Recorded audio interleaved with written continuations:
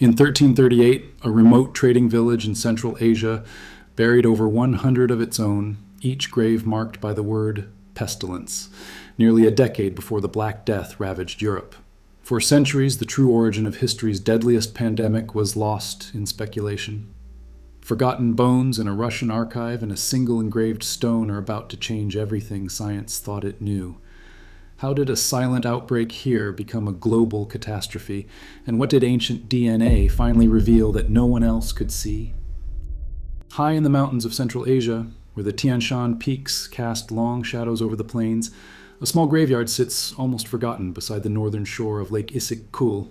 Here, rough-hewn stones rise from the earth, each one carved with words from a lost community.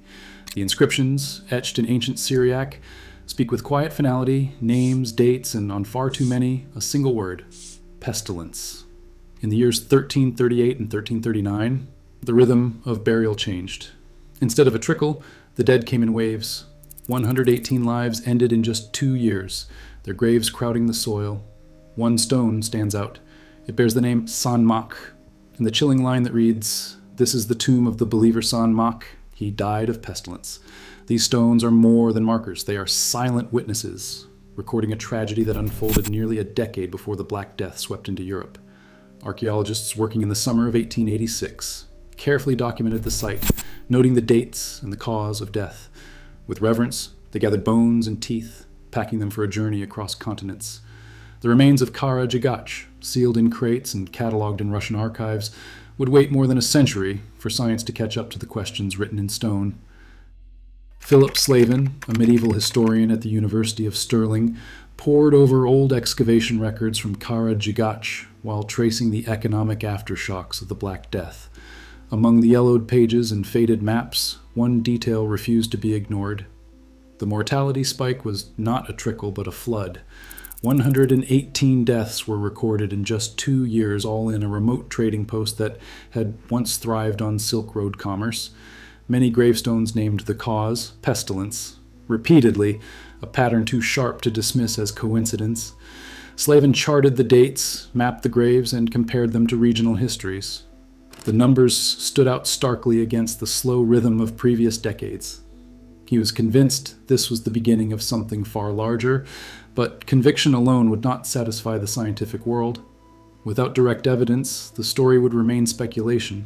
Slavin called for a new approach: test the remains themselves. If DNA from these bones could reveal the identity of the ancient killer, the mystery might finally be solved. The search for proof would soon move from archives and inscriptions to the cutting edge of genetic science.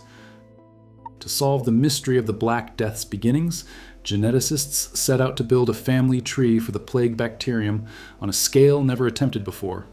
Their approach required casting a wide net, collecting over 1,300 DNA samples from both ancient and modern sources, each one a tiny record of the bacterium's journey through time and across continents. These samples came from plague pits in Europe, from rodent burrows in Central Asia, and from the teeth of long-dead merchants and villagers. Every genome added to the data set brought new details, a mutation here, a missing gene there, the subtle fingerprints of evolution left behind by centuries of transmission and adaptation. The team tracked these genetic changes with meticulous care. Some strains branched off early and faded into evolutionary dead ends. Others multiplied and spread in all directions. By comparing the differences and similarities in these sequences, the scientists could reconstruct the plague's path, tracing its tangled roots from wild animals to humans, from isolated outbreaks to global disasters. But even with this vast library of genomes, one crucial piece was missing: a sample from the very moment the Black Death began. The search for that ancient anchor point would soon turn to the forgotten graves by Lake Issyk-Kul, where the story written in stone waited to be read in DNA. Inside the clean rooms of the Max Planck Institute, scientists prepared the teeth from Kara-Djigach with the same caution as handling evidence from a crime scene. Every surface was sterilized, every instrument decontaminated to ensure that no modern DNA would cloud the results. The stakes were high. A single stray cell could undo centuries of waiting. From the dental pulp, they coaxed out fragments of ancient genetic material, searching for the unmistakable signature of Yersinia pestis. 3 of the 7 teeth delivered what the world had been waiting for: a positive match.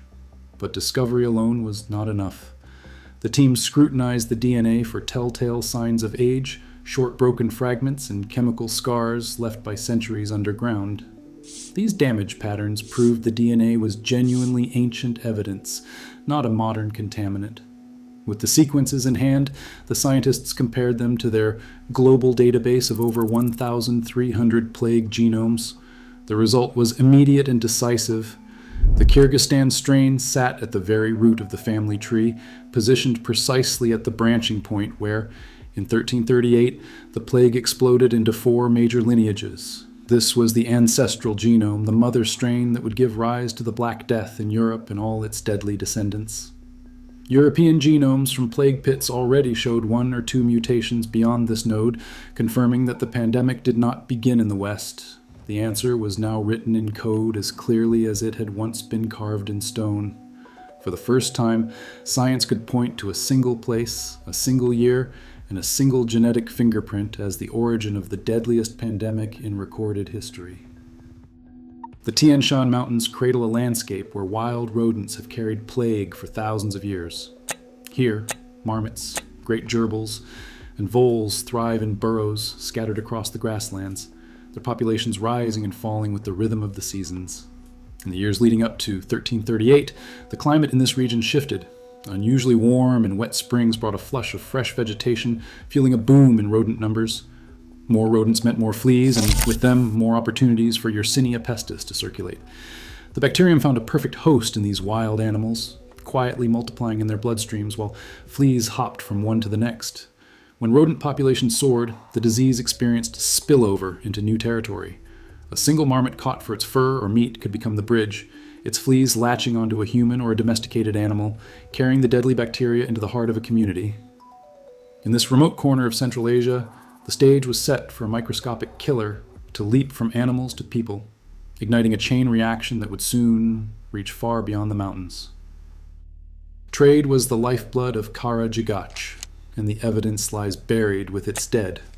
Pearls from the Indian Ocean, coins minted in Iran, and ornaments from distant Mediterranean ports were found in the graves, silent proof that these were not isolated villagers but merchants, moving along the arteries of the Silk Road.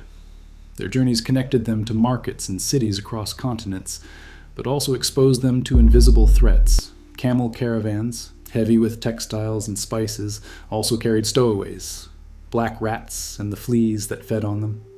As each caravan stopped at an oasis or a bustling market, rats slipped from bundles and fleas found new hosts. The plague traveled in these hidden waves, leaping from one settlement to the next, following the same routes that had once brought prosperity. In this way, a local catastrophe in the mountains of Central Asia became a rolling disaster, gathering force as it moved west, until it reached the trading ports of the Black Sea and ultimately the doorstep of Europe. Pandemics begin quietly. They often start in places we overlook, and through connections we rarely see. Today, zoonotic threats still emerge from global crossroads like Central Asia. The world remains just as vulnerable to the next spark. Our past isn't distant. It is a warning written in our own DNA. Thank you for watching.